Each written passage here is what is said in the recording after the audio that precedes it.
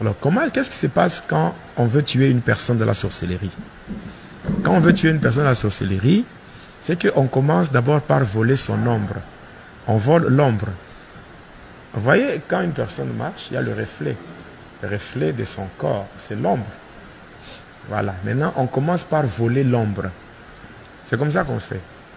On vole d'abord l'ombre. Dès que l'ombre est volée, et par la suite, maintenant, on va chercher un moyen pour tuer la personne. Ça sera soit par un accident, par une maladie. Donc on va chercher par un accident et tout ça. Et la personne va mourir. Dès que la personne meurt, on peut même appeler un médecin pour vérifier les signes vitaux. Et la personne ou le médecin va même confirmer. Non, normal, même un médecin normal, il peut même confirmer le décès. Parce que pour confirmer le décès, il faut vérifier les signes vitaux. Et c'est tout. Et puis on confirme, donc on confirme. Et quand on confirme, on dit que la personne est décédée. Mais en réalité, cette personne n'est pas encore morte. Cette personne est encore en vie. Oui. La personne est encore en vie. Maintenant, la nuit. La nuit maintenant, quand on va aller enterrer la personne. Maintenant, la nuit, tous les sorciers qui étaient dans le complot, ceux qui ont orchestré la mort de la victime, vont se réunir au cimetière et ils vont entourer la tombe.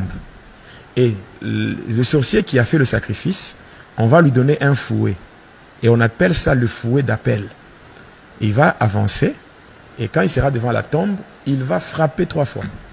Dès qu'il frappe 3 fois, la personne que vous avez enterrée va sortir.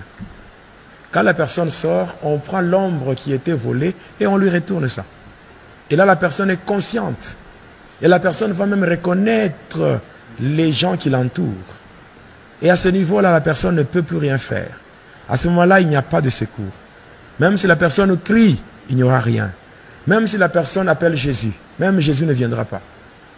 Même si Jésus-Christ est un secours qui ne manque jamais dans la détresse, là, il ne viendra pas. Parce que Jésus n'est pas un Dieu des morts. C'est un Dieu des vivants. C'est pendant qu'on est en vie qu'on peut faire recours à lui. Donc, dès qu'on meurt, c'est fini. Et là, qu'est-ce qu'on va faire? On va chercher maintenant un œuf non préparé. Et on va l'écraser sur la tête de la personne afin de rendre sa conscience stérile.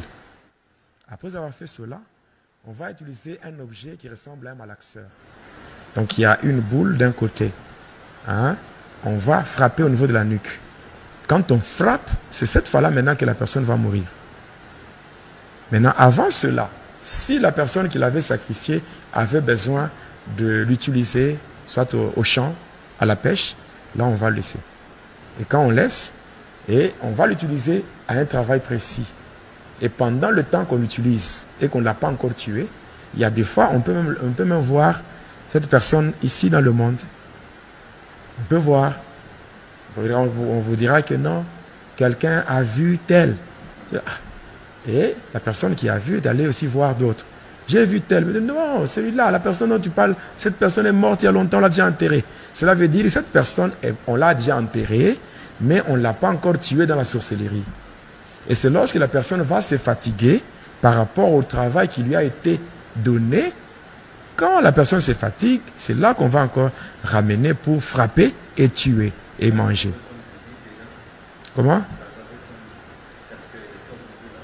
Dans le cercueil. Il n'y en a pas? Il n'y en a pas? On a déjà pris. Il n'y en a pas, on a déjà pris. Non, c'est dans une dimension maintenant ésotérique. Ésotérique, c'est-à-dire que c'est comme dans ce monde ici.